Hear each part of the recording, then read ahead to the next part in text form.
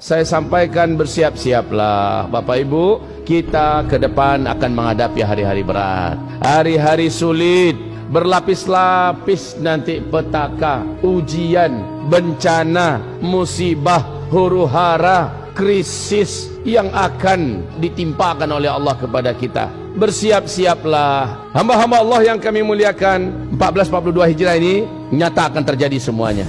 Kelangkaan pakan yang menyebabkan orang akan mengalami kelaparan yang berat di seluruh dunia nanti. Akibat dari Covid, banyak aktivitas tidak berjalan, kebun-kebun telantar, pertanian dan peternakan akhirnya rusak dan hancur, tidak bisa dipanen. Ditambah dengan bencana alam, maka hari ini menegangkan 12 negara penghasil biji-bijian terbesar di dunia tidak berani lagi mengekspor biji-bijiannya karena dipertahankan untuk internal negara tersebut. Wahai kaum muslimin yang kami muliakan, banyak yang akan kita hadapi besok ini, Pak. Dan maaf, saya bukan peramal tentunya. Saya sudah sampaikan ini karena hadis Nabi mengatakan, senjata kalian pada masa itu, kata Rasulullah, di akhir zaman adalah isbiru, bersabar, bertahanlah kalian, terus merapat kepada Allah, terus banyakkan sujud, banyakkan angkat tangan, tawakal pada Allah Subhanahu wa taala. Pada masa itu nanti, kata Rasulullah, hari-hari yang akan kalian datangi lebih berat dan lebih buruk dari yang sedang kalian jalani.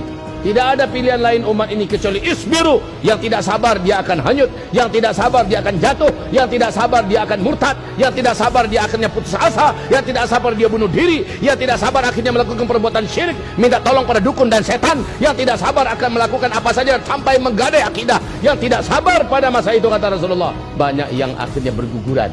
Senjata kamu pada masa itu hanya satu, sib isbiru, bersabarlah. Apa yang akan kita hadapi tidaklah akan lebih ringan daripada sebelumnya. Bapak Ibu mungkin berharap tahun baru Hijriah ini akan lebih enak. Maaf ya Pak ya, Ibu, agak terpaksa saya menyampaikan tidak akan lebih baik, Pak. Tidak akan lebih baik. 1442 Hijriah ini akan kita hadapi kesulitan hidup, bencana, fitnah, kegaduhan, huru-hara, petaka, musibah-musibah, penyakit-penyakit, perang, kehancuran ekonomi, krisis makanan, krisis moral akan terjadi di mana-mana. Dan ini berat. Lihat saja, serentak di mana-mana perang. Yobana parang melempar-lemparkan rudal. Memang tembak-tembakan, pakai komputer, pakai teknologi canggih. Banyak negara dan kota-kota yang akan hancur. Di samping dengan bencana-bencana alam, serentak terjadi krisis, kelaparan ekonomi, hancur dan sebagainya. Dan ini berdampak berat kepada kita. Wallahi, sungguh demi Allah, yang paling berat menjalani ujian inilah orang-orang yang tinggal di kota-kota. Saya sebenarnya tidak mau menyampaikan ini, kayak nakut-nakutin orang. Saya menyampaikan agar kita siap-siap. Persiapan terbaik itu adalah iman, amal soleh, doa, dan sabar. Bermodalkan sabar, tidak ada yang lain. Rasulullah bersabda, di akhir zaman hujan akan mendatangkan bencana-bencana. Hari inilah dia kejadiannya, Pak. Bencana-bencana di Tiongkok, bencana-bencana di India, ini dari hujan ya. Bencana-bencana di Jepang, bencana-bencana di Vietnam, ini banjir semua. Bencana-bencana di negara Eropa, banjir.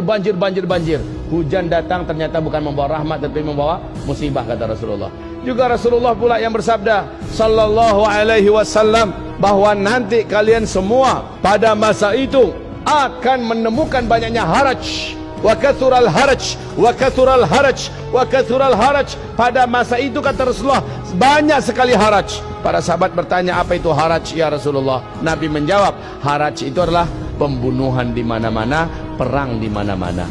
Dan Rasulullah juga bersabda, orang-orang yang banyak duit, yang gajinya tinggi, uangnya itu hampir-hampir tidak berharga untuk dapat mendapatkan membeli makanan-makanan pokok. Tak lama lagi kita akan merasakan, karena langka makanan pokok, akhirnya duit yang banyak pun tidak berharga, Pak.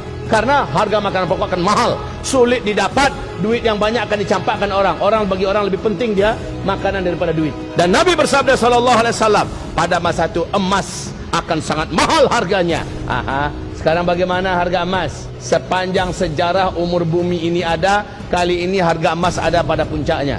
Wahai Bapak Ibu, saya mengatakan sejak 2018, saya sampaikan, Bu, kalau ada uang, Pak, kalau ada uang jangan ditabung, baiknya segera belikan emas dari sekarang. Insya Allah emas akan mahal nanti. Insya Allah emas akan sampai pada harga yang dimana kita saat itu menyesal karena kita menabung dalam bentuk angka-angka digital. Bu, ada duit sedikit Pak, ada tabungan, ambil, emaskan, walaupun hanya 1 gram 2 gram. Kalau 1 kilo 2 kilo keberatan, udah nggak apa-apa, 1 gram 2 gram. Ada uang lebih-lebih sedikit, belikan 1 gram 2 gram. Berbentuk emas batangan silakan, berbentuk emas murni logam koin silakan, berbentuk perhiasan silakan. Yang penting menabung dalam bentuk emas. Maka siapa yang menabung dululah yang bermanfaat di masa-masa yang akan datang.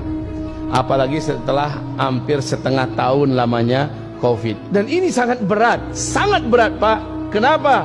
Pedagang dagangannya sepi, orang kantor kerjanya dari rumah, nggak bisa berimprovisasi, pebisnis pada banyak stuck dan berhenti usahanya. Apalagi orang-orang yang pariwisata, orang-orang yang punya travel, mati habis. Para petani dan peternak, banyak pertaniannya, peternakan yang terbengkalai.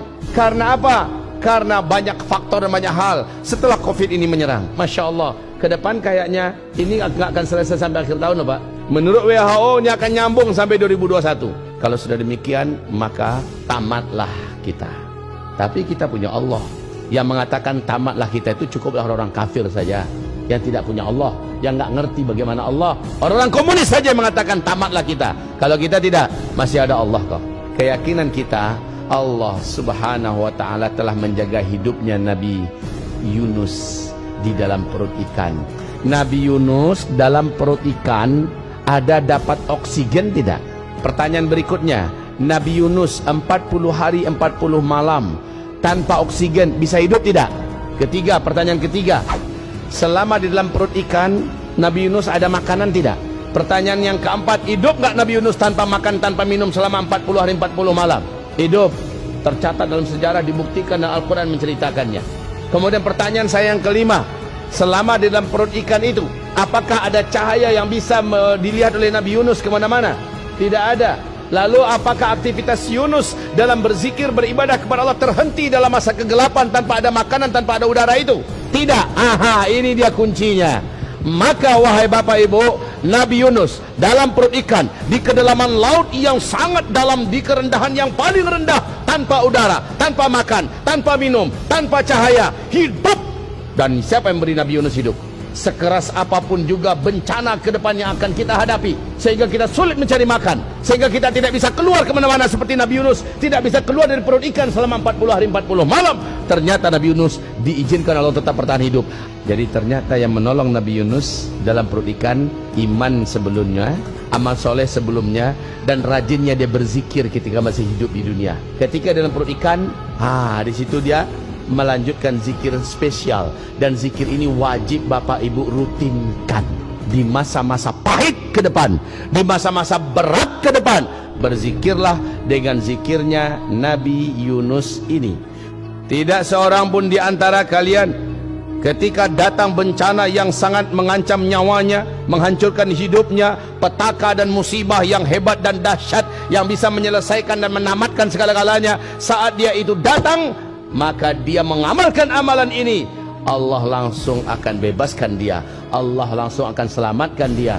Yang harus kalian amalkan nggak susah kok, perbanyak saja membaca doa dan zikirnya Dhunnun. Dhunnun ini sepakat seluruh ulama, ahli tafsir, ahli hadis, ahli sejarah menyebutkan yang dimaksud dengan Dhunnun oleh Rasulullah adalah Dhunnun yang Allah maksudkan dalam Al-Quran, yaitu Nabi Yunus. Doanya Dhunnun atau doanya Nabi Yunus yang dibaca Nabi Yunus dalam perut ikan ini harus kalian baca banyak-banyak, sebanyak Nabi Yunus membaca doa dan zikir itu dalam perut ikan selama 40 hari 40 malam, dalam gelap gulita, tanpa makan dan tanpa minum, tanpa udara, tanpa tahu tempat keluar. Dia baca doa ini, Allah selamatkan dia, Allah jaga nyawanya, Allah pertahankan hidupnya, Allah jadikan jantungnya tetap berdegup, Allah jadikan sirkulasi udaranya seolah tetap ada dalam perut ikan, sementara dia sudah terbungkus total berkat amalan imannya dan bacaan zikir ini. Apa bacaannya? Saya yakin Bapak Ibu sudah hafal. Ayo kita baca sama-sama. La ilaha illa anta subhanaka inni kuntu minadh-dhalimin. La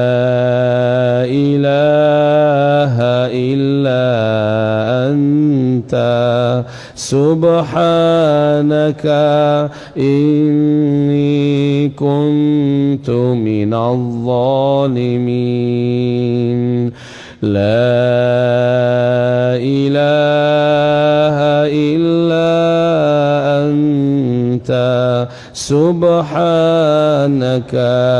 inni kuntu minal zalimin. Dibaca terus illa furija anhu. Orang yang membaca ini terus menerus, furija anhu, dilepaskan dia dari masalahnya, dibebaskan dia dari himpitannya, diringankan dia dari bebannya, diselamatkan dia dari bencana yang sedang menghantam dirinya, kehidupannya. Illa furija anhu. Baca ini Pak, banyak-banyak. Dalam ujian berat ini